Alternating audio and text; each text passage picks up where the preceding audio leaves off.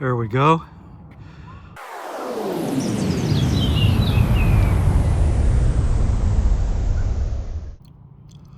Well, good evening and welcome to the Arbor Hills Nature Preserve in Plano, Texas. Tonight's exercise is a field test of the ELGIN Firebolt flashlight. Yes, ELGIN. I had not heard of them either until a couple of subscribers contacted me about doing some field tests. I reached out to the company who very graciously sent me a couple models for testing. I also did a little bit of my own background research.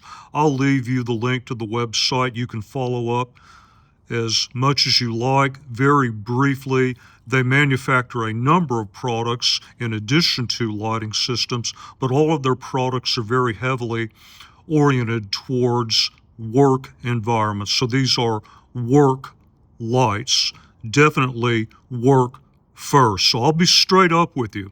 If you're just looking for a simple pen light, if you're looking for an EDC light, if you're looking for a budget light, X lumens for Y dollars, this is probably not the droid you're looking for.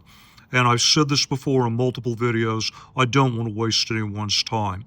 If you are looking for a work light that has some potential use beyond work, this may be something that you want to check out.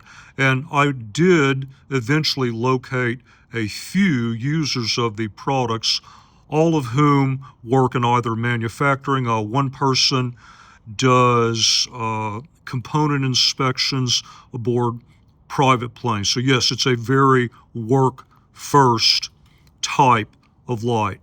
And that's kind of how I'm going to approach the review because, well, I do search and rescue. I don't work in manufacturing. I don't do inspections per se. So I'm going to look at the possible use of these lights outside of a work or manufacturing setting. Well, let's get started with this Firebolt. So what do we have here? This is a AAA, I'll call it a pen light, even though it is a inspection light. Inspection light may be a better term because it is high CRI. So probably the first thing I'll do is, I love pen lights. I've been using them for ages. This is my old school AAA pen light from 511. You'll see that the ELGIN is a notably larger form factor. You could probably argue that all of their products are over-engineered because of that work-first manufacturing style philosophy. You also have a very generous magnetic base, which allows the light to be used hands-free in a variety of orientations. We will look at that tonight. This clip, in my view, based on preliminary testing, really needs to be longer to be completely useful. Apparently good fit and finish. All the users I contacted indicated they had not had any problems. I've been using both of the lights that ELGIN sent me for nearly 3 weeks now, but that's a very small sample of data points. Another thing you may want to think about, this uses a twist lock. I'm very old school. I like my threads. I'll leave it up to you to determine what you think about that. So what I'm going to do tonight is take this out in the preserve, use it just like I might use this, and we'll see how it performs. As I've said many times in the past, it's time for me to shut up and let the light speak for itself. Let's get started with a quick comparison between that 511 pen light and the Firebolt. Since the lumen output of the two is almost identical, they also have the exact same UI. I call it the Mr. Miyagi UI. No, it's not wax on, wax off. It's click on, click off. Now, this is the 511. You can just see a hot spot very close, but it's that low candela, very smooth, even beam, and it looks very smooth and dispersed as we go up in distance and look at the playground area that does house some lighting in the background. Now, I don't have 3 hands, so I hope that you will bear with me while I make the quick switch. And here is the Firebolt. Very definitive hot spot, higher candela, and we can really see the difference as we go out in distance. I can really see the hot spot even 20 plus yards away. Here's a bit of a bonus segment. One thing you may have to do with a light of this nature is get out and walk the dog.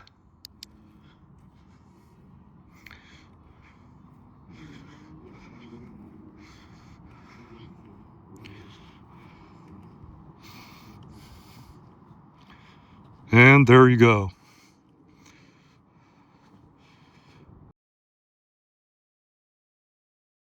And first practical exercise of the evening, close quarters search. You've probably seen this before. The scenario is you're out here at the playground area.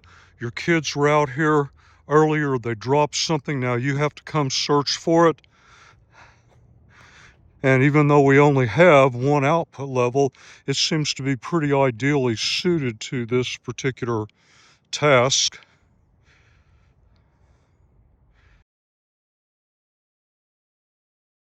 So a lot of times when I'm night hiking, especially over a very even groomed path, I like to use this red light, pick up eye shine way down range.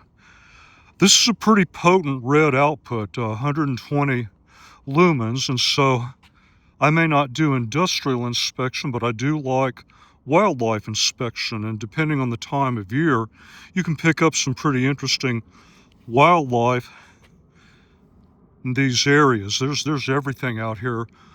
Over the years, I've seen spiders, lizards, very small frogs, small mice, modest size rats, and even the occasional snake. But what'll happen a lot of times with this red is I might catch just a hint of motion or crack there, but I need some more detail. So having a light that I can just very quickly augment this red output with without being overwhelming is great. And this is just perfect for the job. So I can look deep inside those cracks and decide if that's something that I want to try to get a video of. I can adjust my headlamp to a high CRI flood.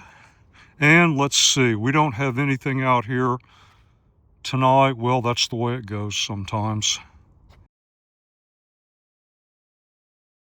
I'm at the bridge where I normally do output level test, and let's just look at our single output looking down onto the creek area.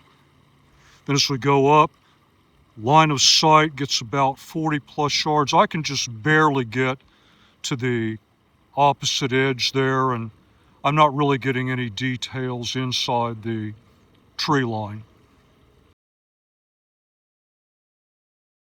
So if you get jammed up, you have to follow a groomed path at night, and this is all you've got. It's certainly much better than your cell phone, but as Dirty Harry once said, a man's got to know his limitations. My limitations in kind of this brighter, wide open environment are about 20 yards. I cannot see the slope of the terrain up ahead. I can't see the ridges where there was rain wash. Now, as I get closer, now that detail starts to appear. So you're not going to really know what's ahead of you until you get into about 10 to 15 yards. So once again, I got jammed up. I'm stuck out at night. I didn't intend this. I got a bit lost. Now I'm trying to follow a path, but it's a darker, more enclosed area, and this beam is absolutely perfect. All right, well, the path seems to lead through here. I can definitely see things where I'm going to get in trouble well ahead. Just take it nice and slow.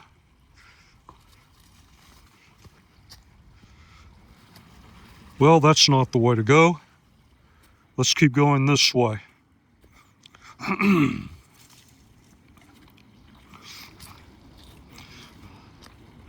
Again, not the way to go. Let's see where this leads.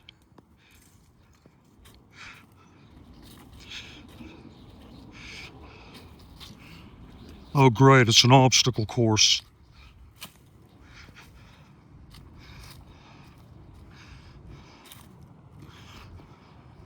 Well, let's see, we could go one of three ways. That's definitely a no-go. That just kind of keeps leading me along the creek's edge, so let's try this way and see if we can make it back to civilization.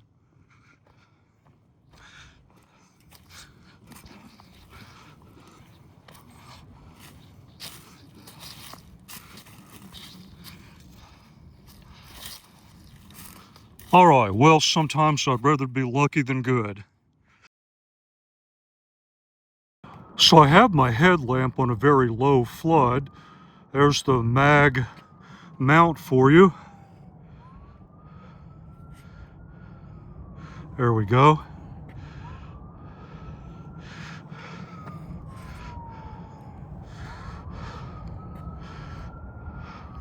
And why not one more?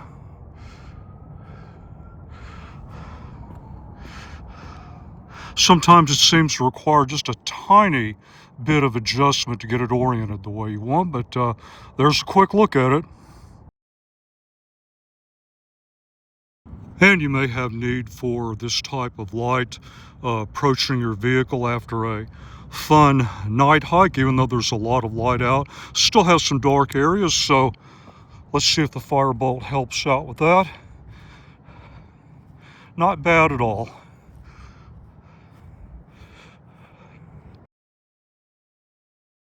And we're looking down into another creek area, probably a little over 20, 25 yards right in that area. I'll go ahead and wrap this up real quick. Well, I suppose if you gave me a choice between the two lights we've seen tonight, that 511 pen light that I've used in the past or the Firebolt, I would definitely want the Firebolt.